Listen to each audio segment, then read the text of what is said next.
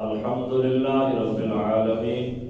والصلاة والسلام على سيد الأنبياء والمرسلين أما بعد فأعوذ بالله من الشيطان الرجيم بسم الله الرحمن الرحيم يوم تبيض وجوه وتسود وجوه فأما الذين اسودت وجوههم أكفرتم بعد إيمانكم فذوقوا العذاب بما كنتم تكفرون وأما الذين ابيضت وجوههم ففي رحمة الله هم فيها خالدون صدق الله العظيم. عقائدی وقار آج ہم سورہ آل عمران کی آیت نمبر 106 اور 107 نمبر پڑھنے کی سعادت حاصل ہو رہی ہے. ان دو آیات میں اللہ جل شانہ نے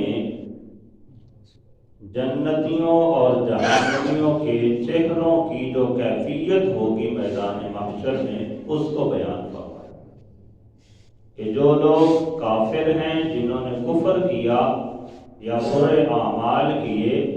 تو قیامت والے دن ان کے چہرے سیاہ ہوں گے، کالے ہوں گے، ان کے چہروں پر پھٹکار پڑ رہی ہوگی. لیکن اس کے برعکس جو لوگ مومن ہیں، جنہوں نے اپنی زندگی اللہ جل شانہ کی اطاعت کے اندر اور اللہ کی فرما برداری کے اندر گزاری ہے، ان کے چہرے میدان محشر میں چمکدار.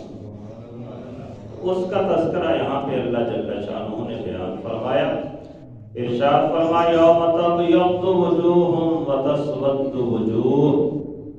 اور جس دن بعض چہرے سفید ہوں گے اور بعض چہرے سیاہ، دونوں کا تذکرہ اکٹھے کیا کہ بعض چہرے سفید ہوں گے، چمکتے ہوں گے، اور بعض چہرے سیاہ کالے ہوں گے. فَأَمَّا الَّذِينَ اسْوَدَّتْ وُجُوهُهُمْ، تو وہ لوگ جن کے چہرے سیاہ ہو چکے ہوں گے، انہیں مخاطب کر کے پوچھا جائے گا، انہیں کہا جائے گا، انہیں مزید دھمکایا جائے گا اس موقع پر اور کہا جائے گا اَكَفَرْتُمْ بَعْدَ إِيمَانِكُمْ، کیا تم لوگوں نے ایمان لانے کے بعد پھر کفر کر دیا؟ یعنی اس سے مراد وہ لوگ بھی لیے جا سکتے ہیں کہ جو حضور کی ولادت باسعادت سے پہلے تو حضور کے چرچے اپنی کتابوں میں پڑھتے تھے، حضور کے توسل سے جنگوں کے اندر اللہ کی بارگاہ سے فتح مانگتے تھے، رب تعالیٰ فتح دے دیا کرتا تھا. لیکن بعد میں جب حضور دنیا میں جلوہ فرما ہوئے تو انہوں نے حضور کا انکار کر دیا. تو ان کو خطاب ہے اکفرتم بعد ایمانکم، کہ تم نے اس پیغمبر کو ماننے کے بعد پھر اس کا انکار کر دیا. یا پھر مطلقاً یہاں پہ مرتد لوگ ہیں کہ جنہوں نے پہلے اسلام کی دولت کو قبول کیا پھر اس کے بعد وہ مرتد ہو گئے. تو ایسے لوگوں کے چہرے قیامت والے دن سیاہ ہوں گے. فَذُوقُوا الْعَذَابَ بِمَا كُنْتُمْ تَكْفُرُونَ، تو انہیں کہا جائے گا کہ اب چکھو عذاب کا مزہ بسبب اس کے جو تم کفر کیا کرتے تھے، جو تم انکار کیا کرتے تھے. تو تمہارے انکار کے سبب، تمہارے کفر کے سبب تمہارے چہرے سیاہ ہو گئے اور اب تم عذاب کا مزہ چکھو. آگے احباب دی وقار سفید چہرے والوں کا تذکرہ فرمائے. وَأَمَّا الَّذِينَ ابْيَضَّتْ وُجُوهُهُمْ، اور جن لوگوں کے چہرے سفید ہوں گے، فَفِي رَحْمَةِ اللَّهِ، وہ اللہ کی خاص رحمت کے اندر ہوں. ہم فیہا خالدون، اور وہ ہمیشہ ہمیشہ اس رحمت کے اندر ہیں. وہ احباب دی وقار میدان محشر جیسے ہی سجے گا تو جنت میں جانا، جہنم میں جانا یہ تو بعد کا معاملہ ہے. اس سے پہلے ہی لوگوں کو جنتیوں اور جہنمیوں کے بارے میں پتہ چلنا شروع ہو جائے کہ جن کے چہرے سیاہ ہو جائیں گے جن کا نامہ اعمال ان کے بائیں ہاتھ میں دے دیا جائے گا،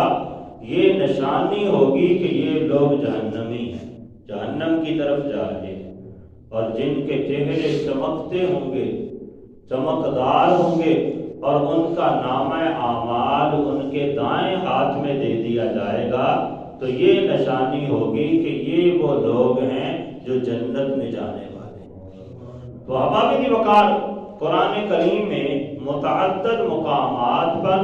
جنتیوں اور جہنمیوں کی ایسی کنڈیشن کو، ایسی کیفیت کو بیان کیا جس میں چہروں کی طرف خاص طور پہ اشارہ کیا۔ سورۃ القیامہ کے اندر ہے وجوہ یومئذ باسرہ تظن ان یفعل بها فاقرہ، اور قیامت والے دن کتنے ہی چہرے ایسے ہیں کہ جو مرجھائے ہوئے ہوں گے، وہ یہ سمجھتے ہوں گے کہ ان کے ساتھ کمر توڑ معاملہ کیا جائے،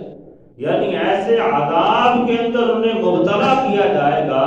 کہ جو عذاب ان کی برداشت سے باہر ہوگا۔ تو یہاں پہ بھی ایسے لوگوں کا تذکرہ کیا کہ ان کے چہرے مرجھائے ہوئے ہوں گے، چہروں سے ہی پتہ چل رہا ہوگا کہ یہ لوگ جہنمی ہیں۔ اور اسی طرح جو جنتی ہیں ان کا تذکرہ کرتے ہوئے سورہ عبس کے اندر بیان فرمایا جنتیوں کا بھی اور پھر بعد میں جہنمیوں کا بھی۔ وجوہ یومئذ مسفرہ، اور اس دن کئی چہرے چمکتے ہوں گے، ضاحکۃ مستبشرہ، مسکراتے ہوئے حشاش بشاش ہوں گے، وجوہ یومئذ علیہا غبرہ، اور کہا کہ کچھ چہرے ایسے ہیں کہ جن چہروں پر اس دن غبار ہوگا، ترہقھا قترہ اولئک ھم الکفرۃ الفجرہ، اور ان پر سیاہی چھائی ہوگی، اور یہی وہ لوگ ہیں جو کافر اور بدکار ہیں۔ تو یہاں پہ بھی دونوں کا تذکرہ کر دیا کہ جو جنتی ہیں ان کے چہرے چمکتے ہوں گے اور مسکراتے ہوئے حشاش بشاش ہوں گے، اور جو جہنمی ہیں ان کے چہروں پر سیاہی چھائی ہوگی، خاک آلود ہوں گے، اور یہ کافر لوگ ہوں گے۔ پھر احباب وقار ایک جگہ پہ سورۃ الرحمن میں اللہ جل شانہ نے بیان فرمایا اسی کنڈیشن کو، یعرف المجرمون بسیماہم ویؤخذ بالنواصی والاقدام، فرمایا اس دن جو مجرم ہیں، جو کافر ہیں، جو جہنمی ہیں، ان کی علامتیں ان کے چہروں سے ظاہر ہوں، وہ چہروں سے ہی پہچانے جا رہے ہوں گے۔ فَيُؤْخَذُ بِالنَّوَاصِي وَالْأَقْدَامِ، تو انہیں ان کی پیشانی کے بالوں سے اور ان کے پاؤں سے پکڑ کر گھسیٹا جائے، اس انداز سے انہیں پکڑ کے جہنم میں ڈال دیا جائے گا۔ تو احباب وقار بات کیا، جیسے ہی میدان محشر شروع ہوگا کچھ لوگ ایسے ہوں گے جن کے چہرے سیاہ ہو جائیں گے، اور کچھ ایسے ہوں گے جن کے چہرے مزید چمکدار ہو جائیں گے۔ تو احباب وقار یقیناً جنہوں نے اپنی زندگی میں برے اعمال کیے، کفر والے اعمال کیے، تو ان کے چہرے سیاہ ہوتے چلے جائیں گے، اور جنہوں نے اپنی زندگی میں اچھے اعمال کیے، حضور کی ذات اقدس پر ایمان لائے، اللہ کی تعلیمات کو اپنایا، رب تعالیٰ کی منہیات سے اپنے آپ کو دور رکھا، حضور کی تعلیمات اور حضور کی سنت کے مطابق اپنی زندگی بسر کی، وہ تو میدان محشر میں جائیں گے تو ان کے چہرے ایسے چمکتے ہوں گے جیسے چودھویں کا چاند ہوتا ہے۔ اور پھر احباب وقار اسی کنڈیشن کو بیان کرتے ہوئے ایک حدیث مبارکہ حضرت سیدنا ابو ہریرہ رضی اللہ تعالی عنہ سے مروی ہے، آقا کریم صلی اللہ تعالی علیہ وسلم نے ارشاد فرمایا کہ میری امت حوض پر آئے گی اور میں اس وقت اپنے حوض پر موجود ہوں گا، اور جو میری امت کے علاوہ دیگر لوگ ہوں گے یا وہ لوگ جو کافر ہوں گے، میں انہیں اپنے حوض سے پیچھے ہٹا رہا ہوں۔ حضور نے مثال دے کے بیان فرمایا جس طرح کوئی شخص اس کا اپنا حوض ہو تو وہ اپنے جانوروں کو تو وہاں سے پانی پینے دیتا ہے، لیکن اگر کسی اور کا جانور وہاں پہ آئے تو اسے پیچھے بھگاتا ہے، اسی طرح نبی علیہ السلام نے ارشاد فرمایا کہ جب میرا حوض سجا ہوگا، حوض کوثر برپا ہوگا، لوگ میدان محشر کی گرمی میں پریشانی کے عالم میں وہاں پہ آ رہے ہوں گے، تو جو تو میرے امتی ہیں، میرے ماننے والے ہیں، مجھ سے محبت کرنے والے ہیں، میں اپنے ہاتھوں سے انہیں آب کوثر کے جام پلاؤں گا۔ لیکن فرمایا جو میرے ماننے والے نہیں ہیں، جنہوں نے کفر کیا، انہیں میں اپنے حوض سے ایسے پیچھے ہٹا رہا ہوں گا جیسے تم میں سے کوئی شخص دنیا میں اپنے حوض سے اپنے دوسروں کے جانوروں کو ہٹا دیتا ہے۔ اور پھر نبی علیہ السلام سے صحابہ نے عرض کیا، یا رسول اللہ، یا حبیب اللہ، میدان محشر میں 1,24,000 کم و بیش انبیاء کی امتیں موجود ہوں گی، کیا آپ ہمیں وہاں پہ پہچان لیں گے؟ کیا آپ اپنے امتیوں کو جان لیں گے؟ تو نبی علیہ السلام نے ارشاد فرمایا، ہاں میرے صحابہ، وہاں پر رب تعالیٰ میری امت کو ایک خاص نشانی عطا فرمائے گا کہ جس نشانی کے سبب میں اپنے امتیوں کو پہچان دوں۔ اور وہ نشانی نبی علیہ السلام نے یہ بیان فرمائی کہ میری امت کے وضو والے اعضاء قیامت والے دن چمکتے ہوں، چاند کی طرح دھمکتے ہوں گے، دور سے ہی پتا چلے گا کہ محمد عربی کا غلام آ رہا ہے۔ صحابہ بھی وقار نبی علیہ السلام نے ارشاد فرمایا کہ جن لوگوں کے چہرے چمکتے ہوں گے،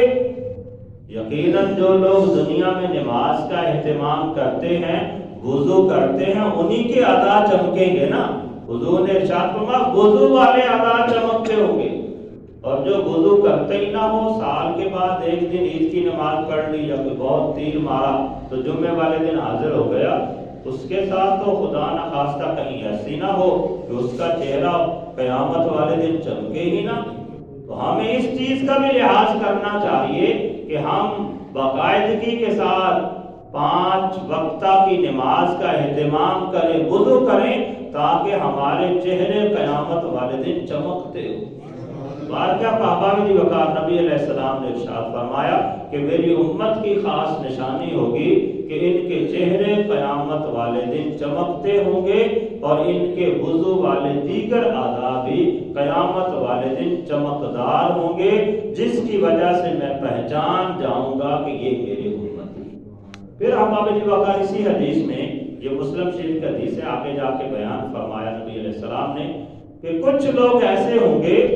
جو میرے حوض کے قریب آئیں گے لیکن انہیں روک دیا جائے گا۔ میں پوچھوں گا کیا یہ میرے امتی نہیں ہے؟ کیا یہ میرے صحابی نہیں ہے؟ تو ایک فرشتہ ندا کرے گا کہ یا رسول اللہ، یا حبیب اللہ، آپ نہیں جانتے کہ انہوں نے آپ کے بعد دین کے اندر کیا نئی نئی چیزیں گھڑ لی تھی، یا آپ کے دنیا سے جانے کے بعد، وصال فرمانے کے بعد ان لوگوں نے نئی نئی ایجادات کر لی تھی، یہ ایمان سے مرتد ہو گئے تھے۔ تو پھر نبی علیہ السلام بھی فرمائیں گے ٹھیک ہے، انہیں میرے حوض سے پیچھے ہٹا۔ صحابہ بھی وقار یہ جو حدیث مبارکہ ہے مسلم شریف کی، علامہ غلام مسعود سعیدی علیہ رحمہ نے اسے یہاں پہ انہی آیات کی تفسیر میں بیان بھی فرمایا، اور اس پر ایک اعتراض بیان کر کے اس کے متعدد جواب بھی دیے۔ اعتراض یہ بیان کیا کہ اس حدیث مبارکہ کو لے کر کئی لوگ نبی علیہ السلام کے علم کی نفی کرتے ہیں کہ نبی علیہ السلام کو ان چیزوں کا علم نہیں، یعنی حضور کو جو اللہ نے علم غیب عطا کیا ہے اس کی نفی کرتے ہیں، اس کا رد کرنے کی کوشش کرتے ہیں کہ دیکھیں جی میدان محشر میں حضور کو پتہ ہی نہیں ہوگا کہ یہ میرے امتی ہیں یا نہیں ہیں، اور نبی علیہ السلام پوچھیں گے کیا یہ میرے صحابی نہیں ہیں؟ تو اس طرح کی باتیں کر کے حضور کے علم غیب کا رد کرنے کی کوشش کرتے ہیں۔ تو احباب وقار مفسرین کرام نے یہاں پہ بیان کیا کہ میدان محشر والے دن جو حضور کے امتی ہیں، جو نیکوکار ہیں، ان کے چہرے تو چمکتے ہوں گے، اور نبی علیہ السلام تو کیا ایک عام شخص بھی نبی علیہ السلام کے امتیوں کو دیکھ کے پہچان لے گا تو جب ایک عام بندہ پہچان سکتا ہے تو نبی علیہ السلام کیوں نہیں پہچان سکتے؟ تو حضور کا سوال کرنا یہ اس بات کی دلیل نہیں ہے کہ نبی علیہ السلام جانتے نہیں تھے کہ یہ میرے امتی نہیں ہے یا یہ میرے صحابی نہیں ہے۔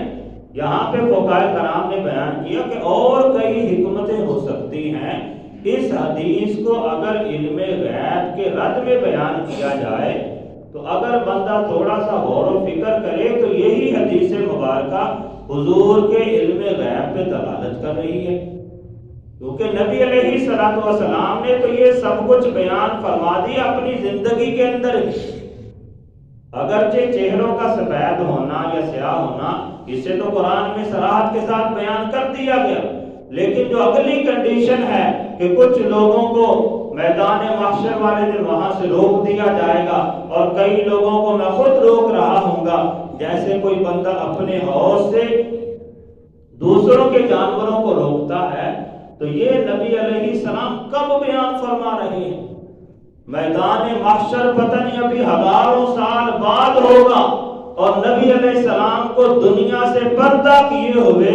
کم و بیش 1500 سال گزر گئے، اور نبی علیہ السلام اس وقت بیان کر گئے کہ میدان محشر میں اس طرح سے ہوگا۔ تو یہ کیا ہے؟ یہ علم غیب ہی تو ہے، اور کیا؟ نبی علیہ السلام نے قیامت والے دن جاننا وہ تو بڑی دور کی بات ہے، نبی علیہ السلام نے تو اپنی زندگی کے اندر ہی یہ سب کچھ بیان کر دیا کہ وہاں سے پر اس طرح سے کیفیات ہوں گی اور یہ معاملات ہوں گے۔ تو یہ ساری چیزیں حضور کے علم پر ہی تو دلالت کرتی ہیں کہ اللہ تعالیٰ نے آقا کریم صلی اللہ تعالیٰ علیہ وسلم کو اپنی خاص عنایات کے ذریعے بہت ساری ایسی چیزیں کہ جنہیں عام لوگ نہیں جان سکتے، اللہ تعالیٰ نے اپنے حبیب علیہ السلام کو ان کے بارے میں علم عطا فرمایا۔ تو حباب وقار بارگاہ قیامت والے دن کچھ لوگ ایسے ہیں کہ جن کے چہرے چمکتے ہوں گے، اور کچھ ایسے ہیں کہ جن کے چہرے سیاہ ہوں گے۔ اللہ کی بارگاہ میں ہم دعا کرتے ہیں کہ اللہ تعالی ہمیں ایسے گروہ میں شامل فرمائے کہ جن کے چہرے 14ویں کے چاند کی طرح چمکتے ہیں، جن کا نام اعمال ان کے دائیں ہاتھ کے آئے گا۔ تو یقیناً احباب وقار اس طرح کے